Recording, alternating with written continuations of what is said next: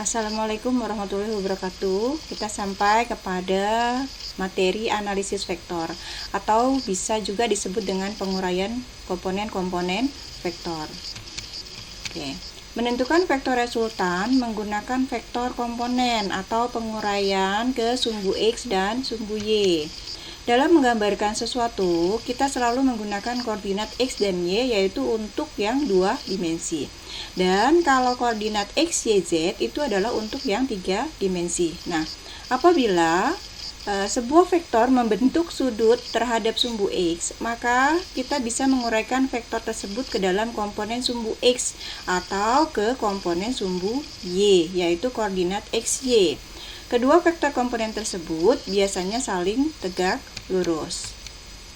Untuk memudahkan pemahaman kalian, kita gambarkan sebuah vektor gaya pada bidang koordinat X, Y sebagaimana tampak pada gambar di bawah ini. Nah, di sini bisa dilihat untuk vektor F ya, ini vektor F.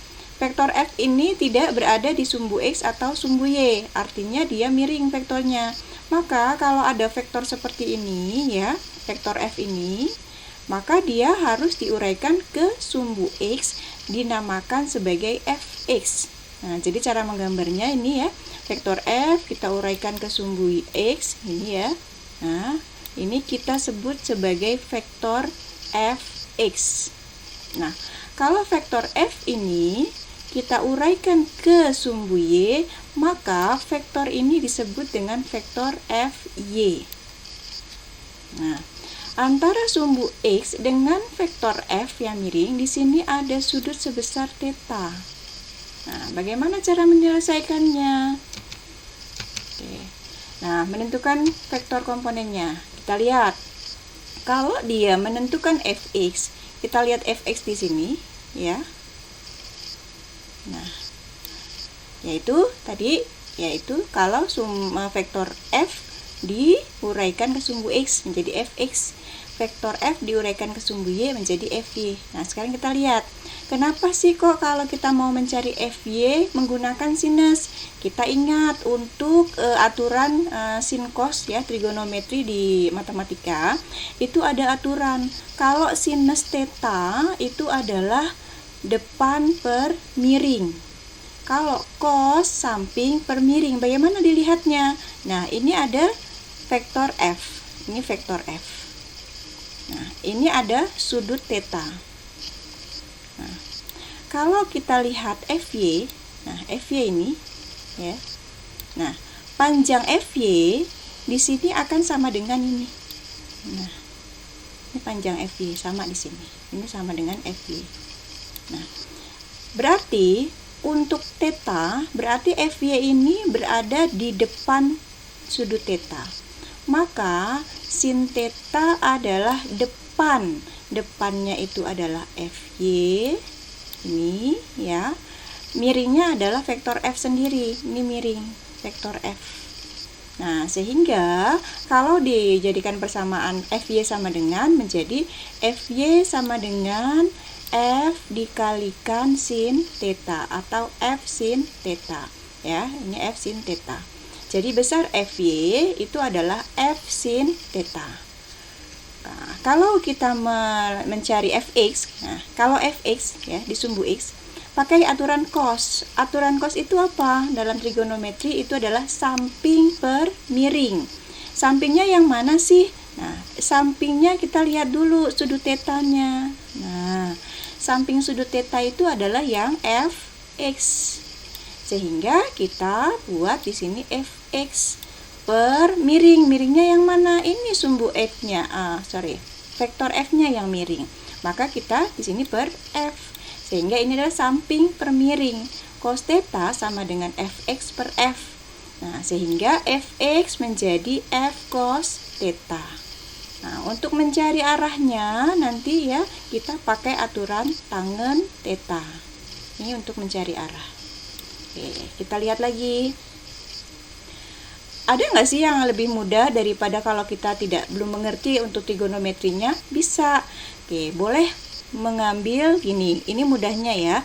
Fy. Nah, sekarang Fy kan di sini. Ya. Sudut theta di sini lihat. Sudut tetanya nempel nggak ke Fy? nggak nempel. Maka kalau nggak nempel kita pakainya FY sama dengan F sin theta, sinus yang kita pakai ya. Nah sekarang kita lihat fx. Nah ini fx ya, ini fx. Lihat dulu sudutnya nih, sudut theta nempelnya di mana? Kan dia nempel dengan fx nih ya, sehingga kalau dia nempel dengan fx kita pakai cos, sehingga besar fx sama dengan f cos theta. Itu kalau mau lebih mudah, tapi sebetulnya dasarnya adalah trigonometri. Oke, dengan demikian ya, besar vektor komponen fx itu adalah f cos theta, komponen fy adalah f sin theta. Sekarang bagaimana resultan vektornya untuk fx dan fy? Oke, maka di sini f kuadrat sama dengan fx kuadrat ditambah fy kuadrat, atau boleh f sama dengan akar fx kuadrat ditambah fy kuadrat. Nah, sekarang kita mencari bagaimana kalau vektornya lebih dari satu, yaitu di sini saya ambil contoh vektornya adalah 3 vektor ya. Nah 3 vektor yaitu V1, V2 dan V3. Nah kemudian arah sudutnya itu adalah alfa 1, alfa 2, alfa 3. Nah, seperti ini gambarnya, kita lihat. Nah di sini adalah V1, di sini nih ya, si V1. Ini V1, sorry ini V2, jadi bukan di sini ya. Nah V1-nya dilihat, V1 antara V1 dengan sumbu X ini adalah menjadi V1X.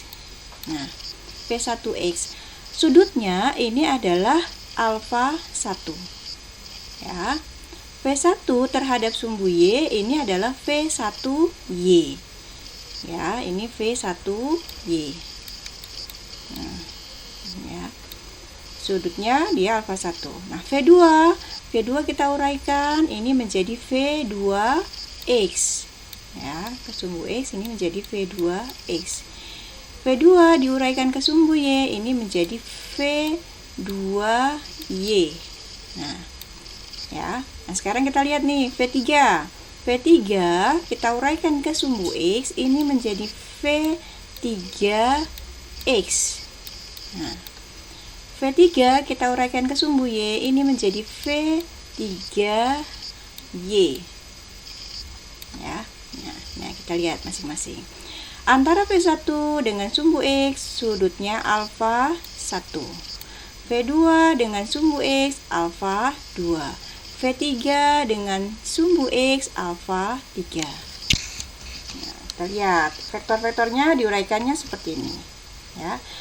V1 komponen X-nya V1 cos alfa. Kenapa V1 cos alfa? Karena sudutnya tadi nempel sama sumbu X. Jadi V1 cos alfa 1. Karena alfanya alfa 1.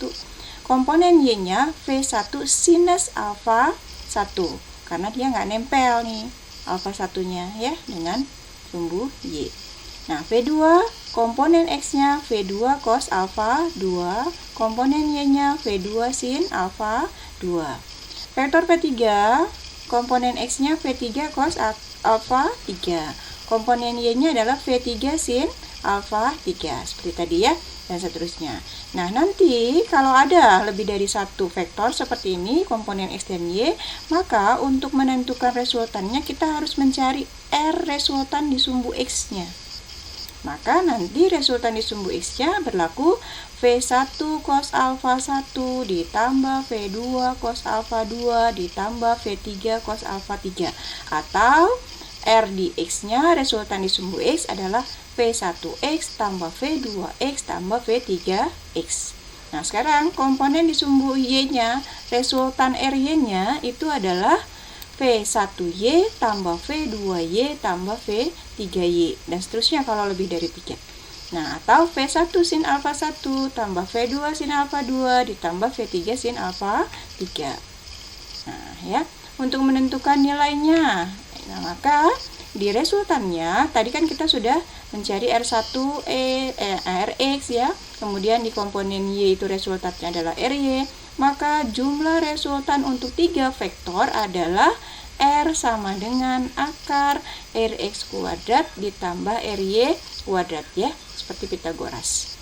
Nah, tangannya maka masih sama dengan kalau ditanyakan arahnya, arah vektornya, nanti resultan vektor akhirnya adalah resultan vektor di sumbu Y dibagi resultan vektor di sumbu X. Itu adalah tangen theta. Nanti arahnya berarti tetanya, maka theta sama dengan ya nanti arkes tan ya R Y dibagi R X. Oke, kita lihat untuk contoh soal. Contoh soal dari analisis vektor yang sudah kita pelajari tadi. Pertama yaitu ya, diberikan 3 buah vektor F1, F2, dan F3. Ini saya pakai 3 vektor ya. Nah, gambarnya seperti ini. Jadi ada F1, ada F2, ke bawah ada F3. Nah, F1 berada di kuadran 1. Ya, ini namanya kuadran 1 kalau dalam matematika. F2 ini berada di sumbu Y negatif. F3 ini berada di kuadran kedua kalau di matematika. Nah, kalau kuadran 1, kuadran apa sih? Sudah diajarkan apa belum? Nanti ya, kalau di dalam matematika diajarkan, kamu harus perhatikan. Kalau kuadran 1, X-nya ini adalah di X positif, karena sini adalah X positif. Y-nya Y positif. Kuadran 2, X-nya negatif, Y-nya positif. Kuadran 3, X-nya negatif, Y-nya negatif. Kuadran 4, X-nya positif, Y-nya negatif. Bagaimana cara menyelesaikan resultan vektornya? Nah, di sini ya, sudah ada di dalam soal di mana sin 37 3/5, sin 53 4/5, cos 37 4/5, cos 53 3/5. Ini jadi dibalik ya. Sin 37 dengan sudut 37 derajat dengan sudut 53 derajat itu terbalik. Nah, selain ini kalian harus hafal sin cos tangen sudut istimewa. Ditanyakan yaitu berapa sih resultan ketiga vektor tersebut, kemudian bagaimana arah resultannya. Kita lihat, ini lebih dari 1 ya, maka kita akan uraikan satu persatu. Nah, ini soalnya, kita lihat. Pertama, kita harus uraikan seperti tadi. Ini ada F1 ya, F1 10 Newton, kelihatan ya.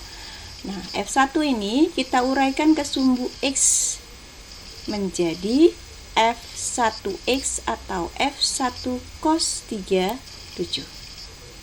Karena dia sudut 37-nya nempel di X.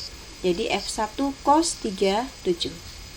F1Y-nya kita uraikan ke sumbu Y, F1 ke sumbu Y menjadi F1 sin 37. Ini F1 sin 37. Ini F1Y. F2, sekarang F2, kita lihat nih F2. F2 itu sudah berada di sumbu Y negatif, jadi nggak perlu diuraikan lagi. Ya, kalau sudah vektor sudah berada di sumbu X atau sumbu Y, tidak usah diuraikan ke X-Y-nya lagi. Atau dia F2-nya ini juga sama dengan F2Y. Ya, ini F2-nya sama dengan F2Y. Ya, ini sama dengan. Cuma nanti arahnya ke bawah mengikuti arah sumbu Y negatif. Sekarang dilihat F3. Nah, F3 tidak berada di sumbu X dan sumbu Y, maka harus diuraikan. F3 diuraikan ke sumbu X, ini menjadi F3 cos 53. Kenapa cos 53 yang dipakai? Lihat, 53 sudutnya ini nempel ke sumbu X, maka F3X adalah cos. Ya. Nah, perhatikan lagi. Jadi kalau nempel tadi cos, kalau dia nggak nempel sin. F3 uraikan ke sumbu Y menjadi F3Y. Nilainya adalah F3 sin 53. Kenapa sin? Karena 53-nya nggak nempel ke sumbu Y. Gitu ya. Nah, setelah kita uraikan, kita sederhanakan. Yang berada di sumbu X kita jadikan 1. Nah, jadi kalau yang mirip kan tadi udah diuraikan ke sumbu X dan sumbu Y, nggak usah dipakai lagi nih yang F1-nya, nggak usah dipakai, F3-nya juga nggak usah dipakai. Jadi yang berada di sumbu X dan Y saja yang dipakai, yang digunakan. Nah, di sumbu X ada yang pink sama yang biru nih. Pink itu F1 cos 37. Ini adalah F1X. Ya, searah sumbu X positif. Yang F3X ini adalah F3 cos 53, searah sumbu X negatif. Nah, Jadi kalau dua vektor berlawanan arah ya, nanti bagaimana rumusnya? Jumlahnya menjadi F1X tambah F2X. Ini kita lihat. Nah, sekarang yang di sumbu Y ada apa aja? Maka yang ini ke atas ada F1Y, ada F3Y, ada F2Y. Ya. Nah, F1Y, F1 sin 37 ke atas, F3Y, F3 sin 53 ke atas, F2 ini sama dengan F2Y, berarti ada 20 lipat tetap nilainya, tapi dia nilainya ke bawah, ya arahnya. Bagaimana menjumlahkannya? Oke, kita jumlahkan satu-satu seperti tadi. Kalau yang berada di komponen X semua kita jumlahkan, yang berada di komponen Y semua kita jumlahkan. Menjadi resultan atau sigma Fx, yaitu resultan atau jumlah vektor-vektor F yang berada di sumbu X. Ada dua, tadi ke kanan sama ke kiri nih. Yang ke kanan F1 cos 37. Nih. Maka kita pakai di sini F1 cos 37. Ya. Kenapa nilainya positif? Karena searah sumbu X positif. Sekarang kita lihat F3 cos 53 atau F3X. Dia ada ke kiri, searah sumbu X negatif. Maka arahnya ini adalah minus. Nah, ya. Kenapa minus? Karena searah sumbu X negatif. F3 cos 53-nya. Nah, sekarang yang berada di sumbu Y. Ya, ini sigma FY. Sigma FY. Ini tinggal di angkanya dimasukkan ya. Sigma Fx menjadi F1 ini 10 ya. Kita masukkan 10. Cos 37 ini tadi kita lihat nih ya, cos 37 itu nilainya 4/5 dikurang F3 15 nih, 15. Kita masukkan 15. Cos 53 3/5. Kita hitung hasilnya, jumlah resultan vektor di X adalah min 1 Newton. Nah, jumlah di sumbu Y-nya bagaimana? Kita lihat.